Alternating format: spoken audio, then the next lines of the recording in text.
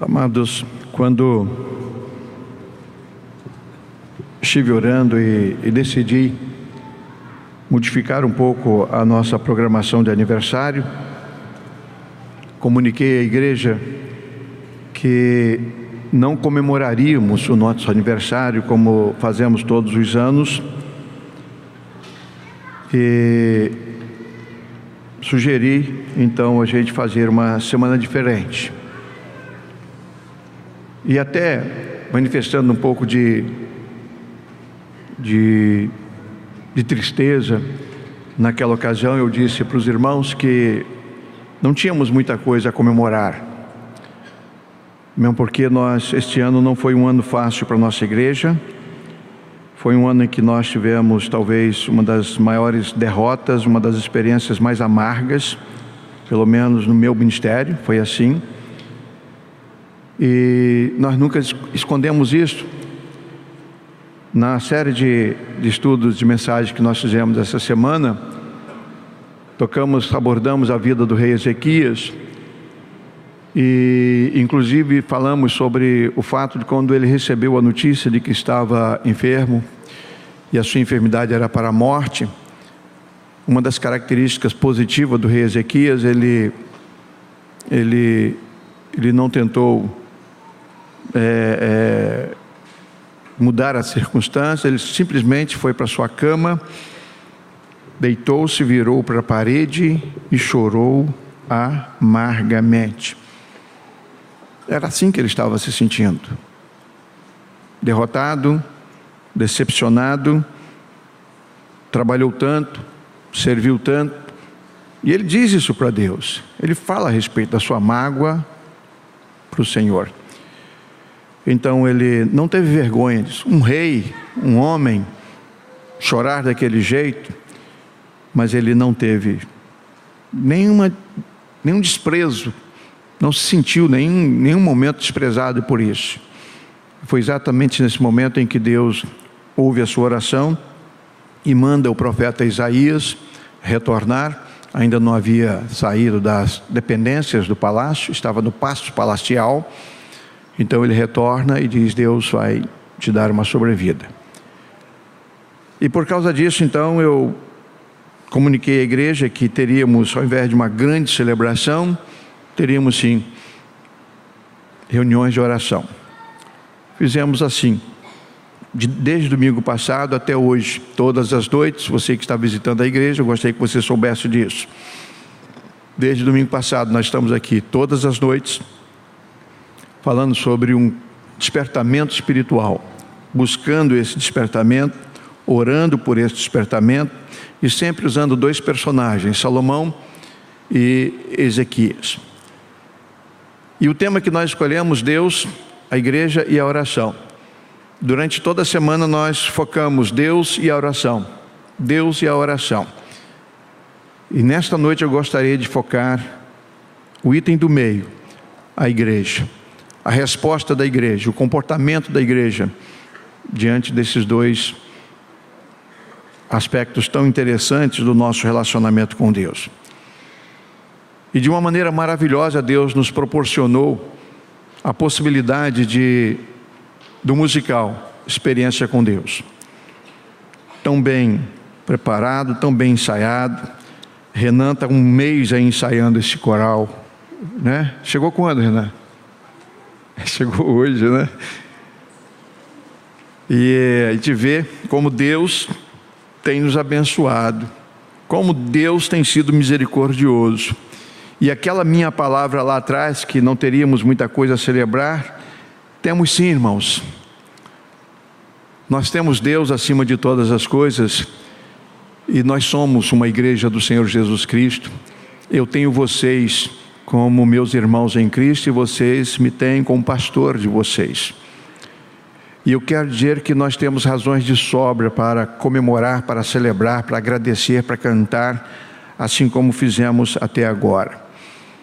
E eu quero aproveitar para agradecer todos esses músicos que vieram, né, de outras igrejas, os nossos daqui, vocês visitantes, e dizer que a presença de vocês e a participação de vocês, seja tocando instrumentos, seja cantando, ou aí cantando conosco no auditório, a sua presença dignificou esse encontro, tornou essa comemoração de aniversário mais importante e mais especial.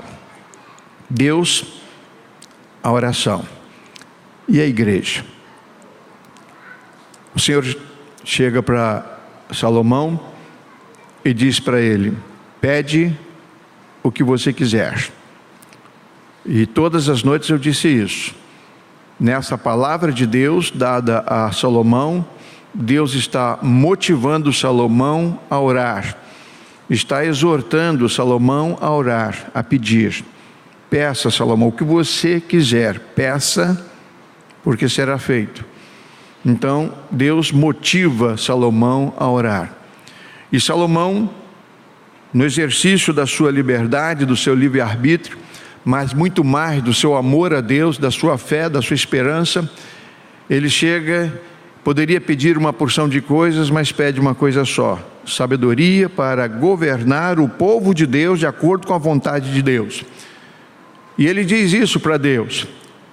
Então, se num primeiro movimento Deus diz para Salomão: peça o que você quiser, no segundo movimento Salomão motiva Deus a responder a sua oração.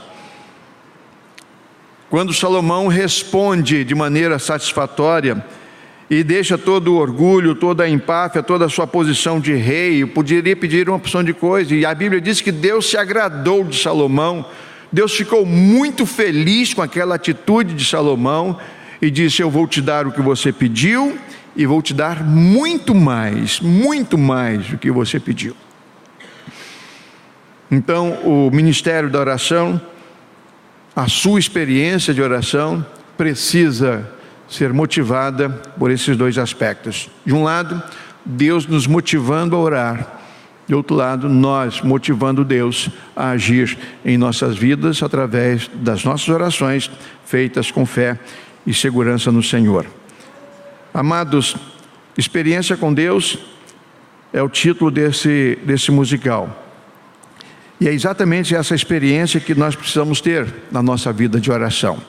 Nós precisamos transformar a nossa vida de oração em experiências, em caminhadas com Deus, em conversas com Deus, em diálogos, bate-papos com Deus. E desde a primeira noite eu disse que o meu objetivo como pastor, inclusive mesmo colocando o esboço de um sermão na capa do boletim com vários itens, você pode usar esse esboço inclusive para pregar, os seminaristas que estão aí, os pastores não precisam disso, mas pode dividir em 2, 3 sermões, porque eu coloquei bastante textos. A minha finalidade, o meu objetivo não é ensinar ninguém a orar. Quem sou eu para ensinar alguém a orar? Nós todos devemos aprender com Jesus a orar. Nós precisamos aprender com Ele, que nos estimula a oração. E quando nós nos colocamos diante de Deus e abrimos o nosso coração, então Deus fala a nós através da sua palavra e o diálogo acontece. Então que esta semana tenha servido para todos nós como uma oportunidade dada por Deus para levarmos mais a sério as nossas experiências na oração. Tanto a experiência que me leva a clamar, como a experiência que me leva a agradecer depois da bênção recebida. Ontem nós falamos inclusive sobre Deus, a confissão e as bênçãos, tá? Vai ser sempre assim, vai ser sempre assim. Eu trouxe para vocês umas frases que eu quero deixar para a gente concluir essa noite, essa celebração. São frases que vão fazer parte lá, que estão no rodapé de cada página do livro Momento Sublime, que os irmãos vão conhecer muito em breve, né? Numa das páginas nós temos uma frase que diz o seguinte: somente verdadeiros adoradores sabem fazer verdadeiras orações. Então não adianta você decorar a oração, como disse hoje pela manhã, existe uma diferença muito grande entre oração e reza. A reza é uma coisa decorada que você vai repetindo, quantas vezes você for fazer aquela oração, você vai repetir as mesmas palavras, por isso o termo reza, é só procurar no dicionário. A oração é uma conversa, é um diálogo com Deus.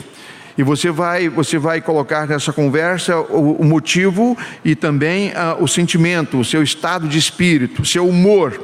Tudo isso vai ser a sua personalidade e a sua necessidade, é claro. Então, a experiência da oração, ela precisa constar desse item muito interessante. Somente verdadeiros adoradores fazem verdadeiras orações. Essa é uma frase que eu quero deixar para vocês, porque nós estamos falando sobre a oração, a melhor experiência com Deus. Desde que eu decidi escrever, irmãos, esse anuário sobre oração e preparar 366 frases sobre oração, tive que escrever umas 800.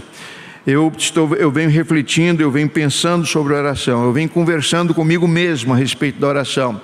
E eu venho escrevendo, eu venho refletindo, minha esposa sabe disso, já há algum tempo eu venho exercitando isso, fico sozinho comigo mesmo e com Deus. Aliás, com Deus nunca estou sozinho, a verdade é essa. Então, a conclusão que eu tenho chegado nas minhas experiências de oração, para escrever sobre oração, senão não teria nenhum significado, não teria nenhum valor, algo para outra pessoa, se não tiver para mim. Então, somente verdadeiros adoradores podem fazer verdadeiras orações. Uma segunda que eu quero deixar para vocês: as orações podem ser coletivas, mas as respostas sempre serão personalizadas. Você pode fazer uma oração coletiva, todo mundo aqui, todo mundo orando. Agora, você tem certeza disso? Quando Deus lida conosco, Ele lida com cada um de nós. Quando Deus olha para um auditório desse, Ele vê cada uma das pessoas.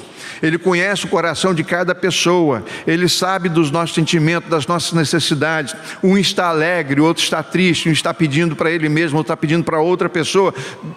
A oração pode ser coletiva, mas a resposta de Deus sempre será personalizada. Deus tem uma resposta para você. Para você. E Deus tem uma resposta para mim. Uma outra frase que eu quero deixar para vocês: crente de oração tem prazer naquilo que dá prazer ao Senhor. Então, quando você decide que vai se dedicar à oração, o prazer que dá prazer a você é o mesmo prazer que dá prazer a Deus. O mesmo sentimento que alegra o seu coração vai alegrar a Deus. Por quê? Porque você está no centro da vontade de Deus. É um Salomão motivando Deus para responder a sua oração. Então, gostaria que você guardasse isso também. Crente de oração tem prazer naquilo que dá prazer ao Senhor. Uma outra: orar é um caminhar prazeroso com Deus. Então, quando você decide andar na oração, orar em casa, em qualquer lugar, orar sem cessar, você pode fazer no trabalho, em qualquer lugar, até no volante, pelo amor de Deus, não feche os olhos. Mas a sua oração, você precisa ver isso como uma caminhada. Uma caminhada prazerosa com um amigo que está ao seu lado, que está te ouvindo, que está com um braço em cima do seu ombro, assim como Leonardo narrou aqui. Um pai que não está lá na arquibancada. Um Deus que vem e entra na pista e que me socorre, que me ajuda a chegar lá, né? E os dois ganham o prêmio, a verdade é essa. Os dois chegam lá felizes, porque o meu prazer é dar prazer ao Senhor. O hino que nós vamos cantar daqui a pouco, para terminar o nosso congresso 384, diz: qual o maior prazer em lhe ouvir dizer: vem meu filho, vem descansar. Isso dá prazer a Deus, saber que nós estamos descansando nele, em comunhão com ele, indo e nos colocando nos braços dele, como o salmista Davi no Salmo 16: guarda-me, ó Deus, toma-me, Senhor, nos teus braços. Por quê? Porque em ti confio, porque eu confio no Senhor. Então isso é vida de oração. Uma quinta frase: o Senhor está mais perto daqueles que buscam estar mais perto dele. Então você pode ter certeza disso. Quanto mais você desejar estar com Deus, mais Deus estará com você, porque Ele estabeleceu essa dinâmica. Foi Ele quem decidiu assim: todo aquele que busca, acha. Todo aquele que bate, a porta se abre. Então Deus decidiu assim, né? O Senhor está mais perto daqueles que buscam estar mais perto dele. E eu tenho dito aqui nas nossas reuniões de oração na quarta-feira, que a oração é o mais perto de Deus que nós somos capazes de chegar aqui nesse mundo. É o mais próximo que você pode chegar de Deus, é através da oração. Você toca Deus através da oração, tá? Então pense nisso. Uma sexta frase, eu não sei, depois vocês não vão querer o livro, né? Tudo bem. Uma sexta frase: quem se humilha na presença de Deus será exaltado na presença dos homens. Você quer andar de cabeça erguida nesse mundo perdido? Viva humildemente na presença de Deus. Curve-se diante do Senhor. Deus vai colocar você em pé diante dos homens. Saiba disso. Deus tem planos para nós. Uma sétima frase: Deus criou o homem para ter com quem se comunicar. A Bíblia deixa isso muito claro. Deus estava interessado em nós, e quando Deus criou o homem, criou a sua imagem e semelhança para ter com quem conversar, com quem dialogar. Vocês já pensaram que privilégio nosso? Isso é um privilégio extraordinário, isso é precioso demais. Então eu preciso aproveitar isso. Está ao meu alcance. Essa experiência na oração está no seu alcance. Todos nós podemos fazer isso. Uma oitava frase: enquanto a igreja ora, os anjos visitam os seus servos nas suas particulares prisões. A Bíblia diz que Pedro estava na prisão, mas a igreja fazia contínua oração por Pedro. E o anjo foi lá e visitou Pedro e o tirou da prisão. Amados, enquanto nós estamos aqui orando, há muitas pessoas que deveriam estar conosco. Existem irmãos que não estão caminhando conosco, estão em suas prisões. Às vezes nós mesmos estamos convivendo com experiências amargas, atitudes, comportamentos que não são de acordo com a vontade de Deus. Então vivemos às vezes em verdadeiras prisões existenciais. Então a igreja precisa saber disso. Por isso que nós precisamos cada vez mais, não só eu desenvolver uma vida de oração em que eu sinta prazer em estar na presença de Deus, em dar prazer a Deus, mas eu queira que outras pessoas também estejam. É por isso que a oração intercessória tem um lugar todo especial na vida da igreja. Enquanto a igreja ora, os anjos do Senhor visitam os seus servos nas suas particulares prisões.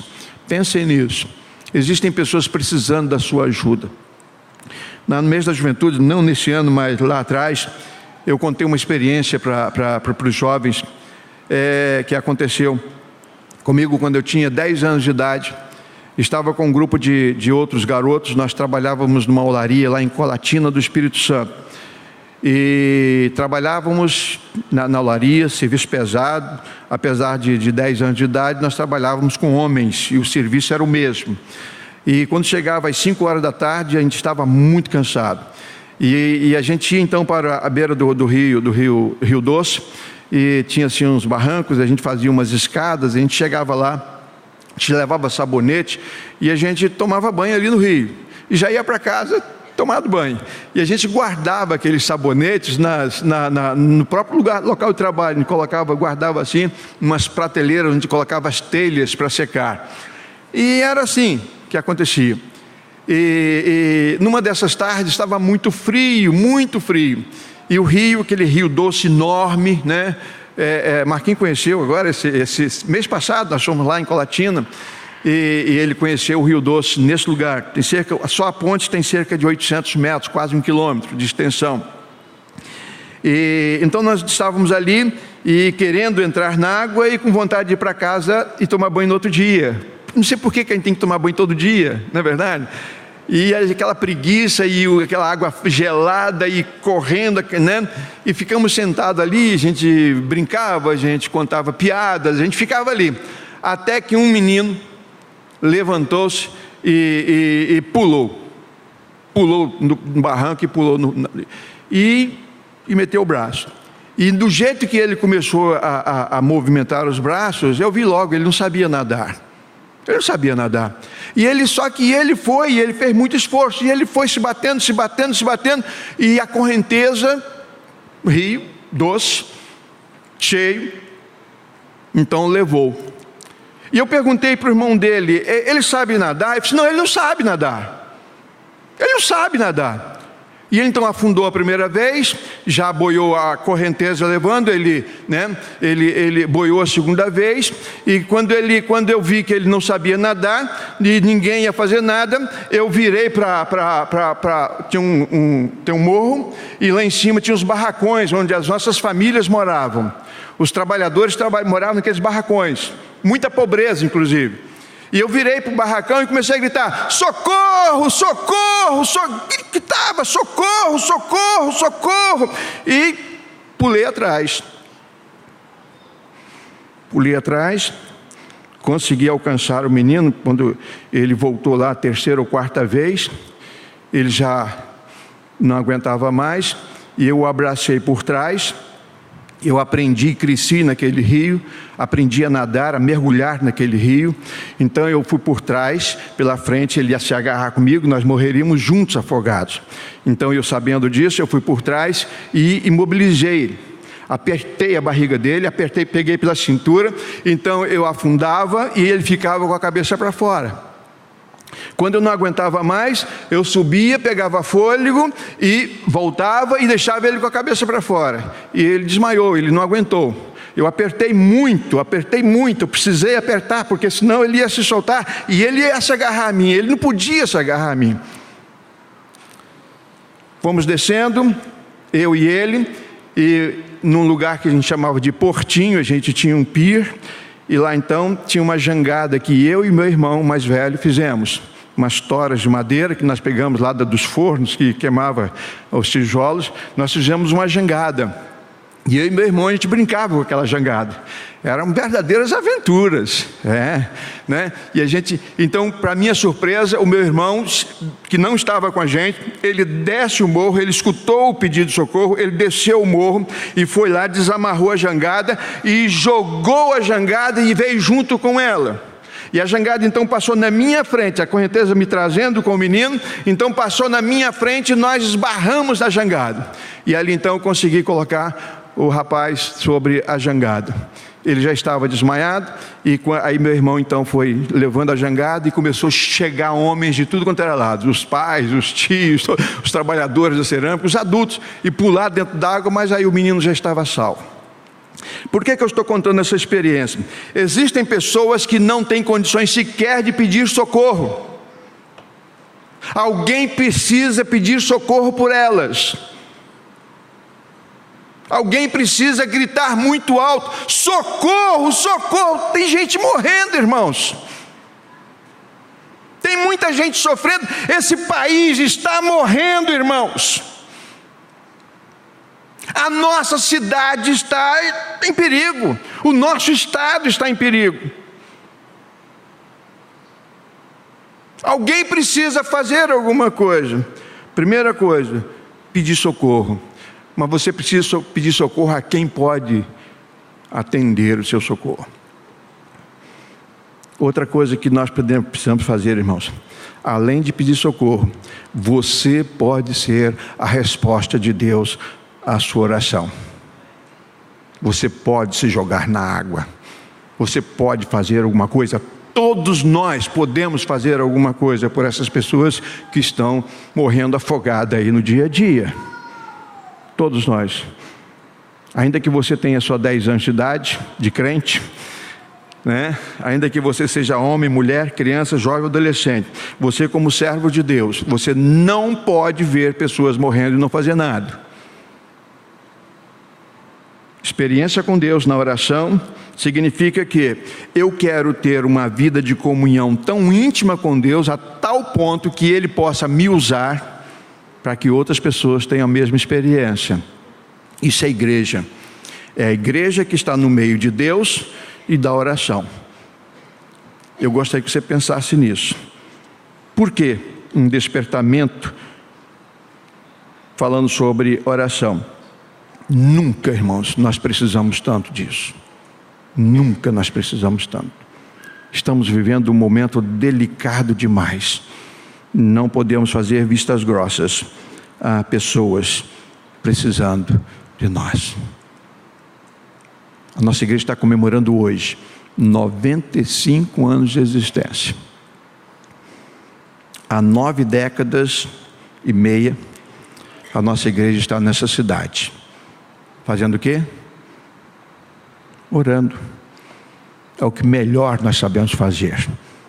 Pregando o evangelho, testemunhando, aos trancos e barrancos, vencendo as nossas próprias limitações, mas Deus, apesar de nós, tem feito uma obra extraordinária. Eu gostaria que você soubesse disso. Temos sim muito a celebrar, temos muito a comemorar, e vamos comemorar sim, vamos celebrar sim. E eu gostaria de convidar você, para que quando a gente fizesse 100 anos, nós pudéssemos estar aqui com bom humor, com humor, quem sabe, mais especial, melhor, quem sabe mais alegres, mas eu gostaria que você soubesse, mesmo assim, nós vamos agradecer. Amém? Vamos continuar, irmãos, orando, buscando o Senhor, crendo que Deus vai nos abençoar e vai cuidar de cada um de nós. Ano que vem, se Deus permitir, Despertando 2019, nós vamos colocar a palavra de Deus em evidência. Vamos convidar aí pregadores, porque esse ano ficou cansativo. Todo dia, tudo eu. Não é verdade? Então, ano que vem nós vamos democratizar esse negócio aqui. Vamos trazer aí outras pessoas para dar contar suas experiências, porque eu tenho certeza, irmãos, nós temos muito mais a aprender na palavra de Deus. A série de mensagens que eu preparei essa semana para vocês foi toda na leitura bíblica que nós estamos fazendo diariamente, que é só uma leitura, não é um estudo. Quem está fazendo essa leitura aí? Lendo a Bíblia todos os dias. Hoje nós começamos onde? Preguiçosos. Hein? Hoje Mateus, né? Começamos de 1 a 4 ontem, e de hoje 5. De 1 a 4 ontem, 5 a 7 hoje. Começamos hoje com as bem-aventuranças, tá? Então, com essas leituras que eu estou fazendo para acompanhar vocês, para estar no clima, né? Porque eu tenho outras leituras, né? Mas estou fazendo, mas num momento com uma leitura, simplesmente orando. E quando eu cheguei nessa passagem de Ezequias, Deus falou ao meu coração, e a ideia do congresso nasceu exatamente ali. No mesmo dia eu anunciei que daríamos essa ênfase. Vamos comemorar, mas vamos comemorar orando, conversando com Deus. Se precisar, peça socorro. Se precisar, se lance ao rio, se lance ao mar ou no valão Mataruna, mas façamos alguma coisa. Deus quer contar comigo e com você. Amém? Amém. Que Deus nos abençoe, amados.